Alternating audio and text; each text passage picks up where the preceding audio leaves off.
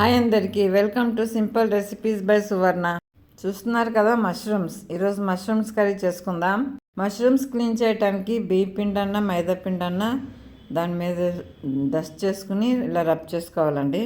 లేదంటే ఇలా స్కిన్ మొత్తం తీసేయచ్చు, పైన పొర మొత్తం తీసేయచ్చు. ఇలా క్లీన్ చేసుకోవాలండి. కంపల్సరీ క్లీన్ చేసుకోవాలి మష్రూమ్స్. ఇవి మార్కెట్లో అంత ఫ్రెష్గా కనపడవు కదండి. ఇలా క్లీన్ చేసుకుంటే మంచిదండి. మష్రూమ్స్ పిండి డస్ట్ చేసేదానికంటే ఇలా పీల్ తీస్తేనే బెటర్ అండి. చాలా బాగా క్లీన్ అవుతుంది. ఈ విధంగా అన్నీ క్లీన్ చేసుకుంటాను. మష్రూమ్స్లో చాలా ప్రోటీన్స్ ఉంటుందండి. అప్పుడప్పుడు పిల్లలకు పెడతా ఉండాలి. ఇప్పుడు కడాయి తీసుకున్నాను. కడాయిలో ఆయిల్ వేసుకోవాలి.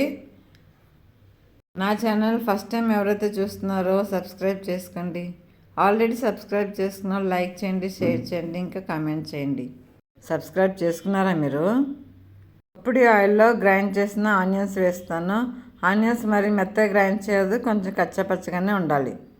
ఆనియన్ గ్రైండ్ చేసేటప్పుడు కొంచెం పచ్చిమిర్చి ఇంకా కొత్తిమీర కూడా వేసుకోవాలి.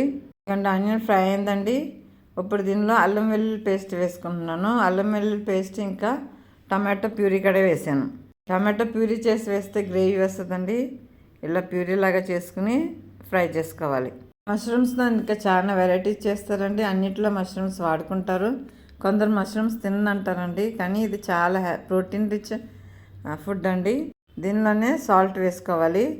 సాల్ట్ ఇంకా పసుపు, కారం వేసాను. మష్రూమ్స్లో ఆల్రెడీ కొంచెం సాల్ట్ ఉంటుందండి. ఎప్పుడైనా మష్రూమ్ కర్రీ వండుకునేటప్పుడు సాల్ట్ తక్కువ వేసుకోవాలి. అలాగే కారం కూడా వేస్తున్నాను. కారం మీకు టేస్ట్ తగ్గట్టు వేసుకోండి. ధనియాల పొడి ఇంకా గరం మసాలా కూడా వేసుకోవచ్చు. ఈ మసాలా మట్టుకి మంచిగా ఫ్రై చేసుకోవాలంటే ఆయిల్ సెపరేట్ అయ్యే వరకు ఫ్రై చేసుకోవాలి. ఇప్పుడు మనం కట్ చేసుకున్న మష్రూమ్స్ వేస్తున్నాను. ఇక్కడ నేను 2లో కట్ చేశాను, 4లో కూడా కట్ చేశానండి. చిన్నగా ఉంటాయి హాఫ్లో కట్ చేశాను, పెద్దగా ఉంటాయి 4 పార్ట్స్ చేసి కట్ చేశాను. ఎందుకంటే ఇలా మిక్స్ చేసుకుని మూత పెట్టి ఉడికించుకోవాలండి. ఆల్రెడీ మష్రూమ్స్లో వాటర్ ఉంటుందండి. వాటర్ చూడండి బయటకు వచ్చేసింది. మష్రూమ్స్ ఎప్పుడైనా సరే ఎక్కువ ఉడికించొద్దండి. ఎక్కువ ఉడికిస్తే అవి రబ్బర్ లాగా అయిపోతాయి. ఎందుకంటే మష్రూమ్స్ ఇలా వాటర్ లాగా అయిపోయింది కదా. ఇప్పుడు మనం కొంచెం వాటర్ వేసుకుందాం. మీకు ఎంత గ్రేవీ కావాలో దాన్ని బట్టి వాటర్ వేసుకోండి.